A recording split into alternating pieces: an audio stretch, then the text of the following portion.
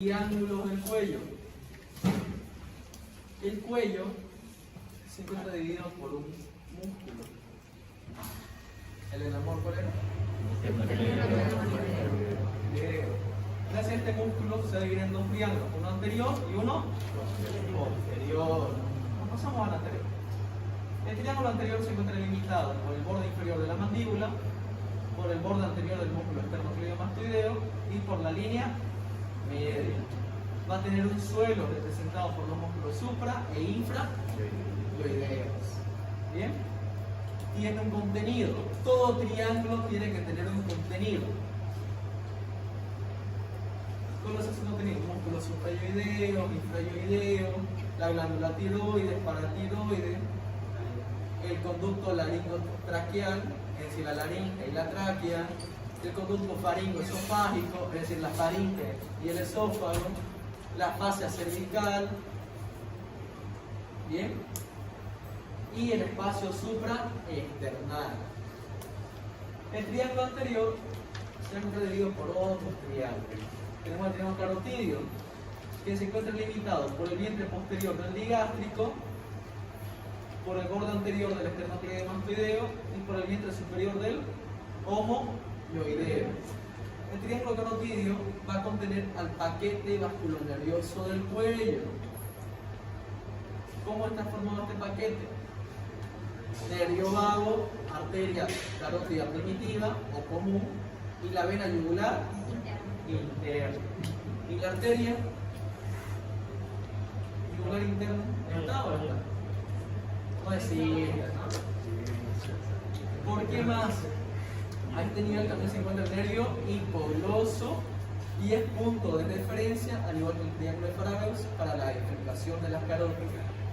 ¿Bien? Luego tenemos un triángulo muscular delimitado por el borde anterior del esternocleidomastoideo, la línea media y por el vientre superior del homoyoideo. Contenido: vísceras y músculos infrayoideos. ¿Queda claro? Triángulo submentoniano, por debajo del mentón. Sub, debajo, no se olvide, o inferior. Se encuentra limitado por el vientre anterior del digástrico, bueno, por ambos digástricos, ¿no? A los lados. Por el cuerpo, el hueso yoides, tiene un piso, el músculo miloideo, y un techo, el músculo platino. Su contenido: ganglios linfáticos submentonianos, vasos submentonianos, es decir, arteria y vena submentoniana, y la vena yugular anterior. Pregunta de examen: ¿cómo se encuentra formada la vena yugular anterior? Ustedes van a responder: se encuentra formado por la serie de anastomosis de las venas superficiales de la región submentoniana. ¿Bien?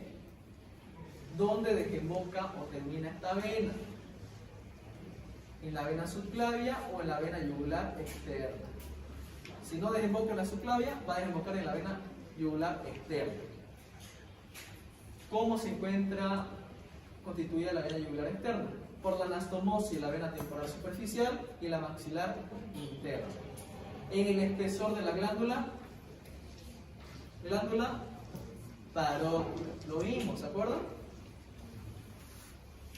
Algunos autores este triángulo lo consideran impar en su caso. Algunos. Yo se lo enseñé como si fuera impar. Pero en caso de que lo consideren como par, los límites serían vientre anterior del digástrico, hueso yoides y línea media. Mismo contenido. ¿Bien? Pero manéjenlo como si fuera impar. ¿Les parece? Triángulo digástrico o triángulo submandibular. ¿Por qué submandibular? Porque se encuentra delimitado tanto por el vientre anterior y el posterior del digástrico. Asimismo, por el borde inferior de la mandíbula. Contenido: arteria y vena facial, vena facial, el nervio hipogloso y miloyoideo, ¿bien? La glándula submandibular y arteria y vena lingual. ¿Queda claro? Por debajo de la mandíbula, ¿no? Luego tenemos el famoso triángulo de Farabeus. Va a estar delimitado por la vena yugular interna, por su tronco, el tronco tirolinguo faringo facial. Igual la primera vez que lo escuché quedé. ¿Ya? Y por el nervio hipogloso.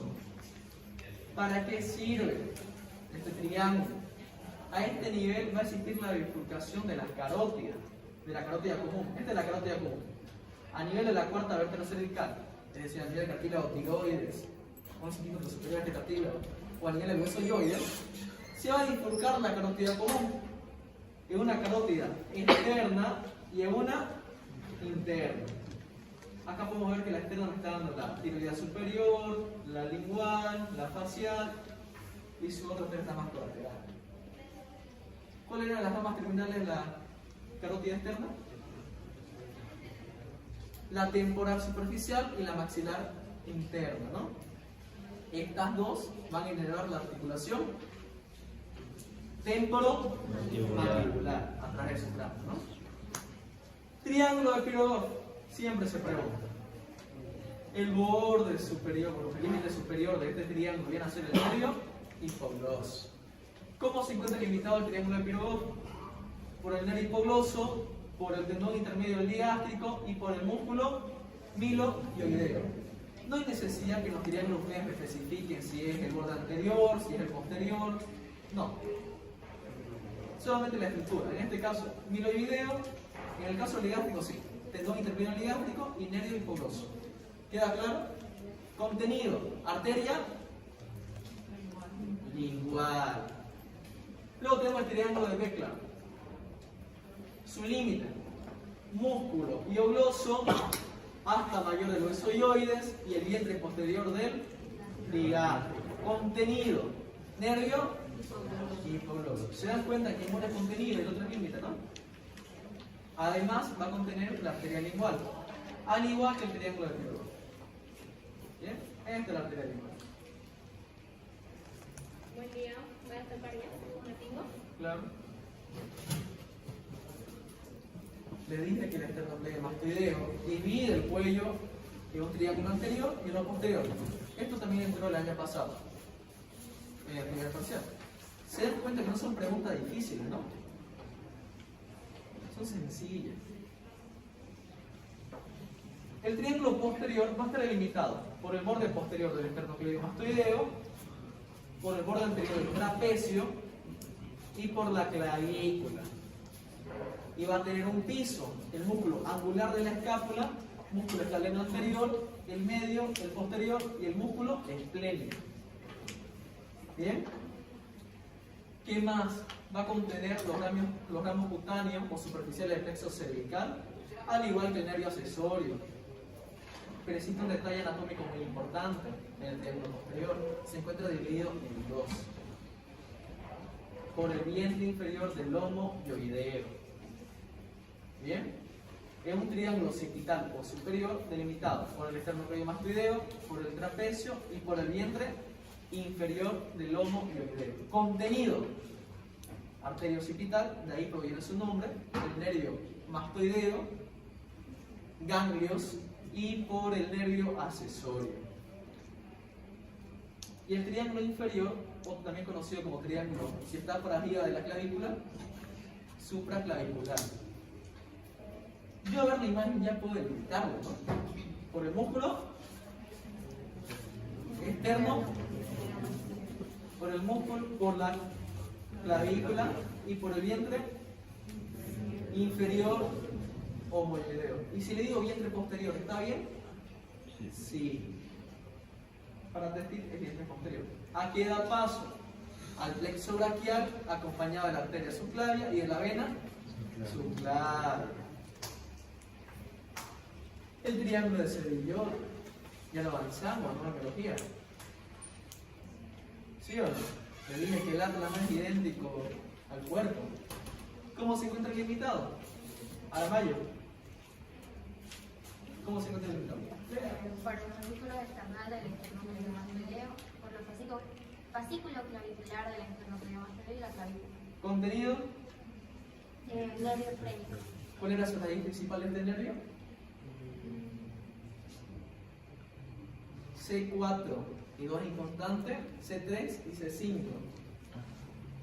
Además, también va a contener la vena yugular interna.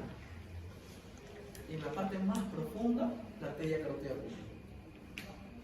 ¿Ya?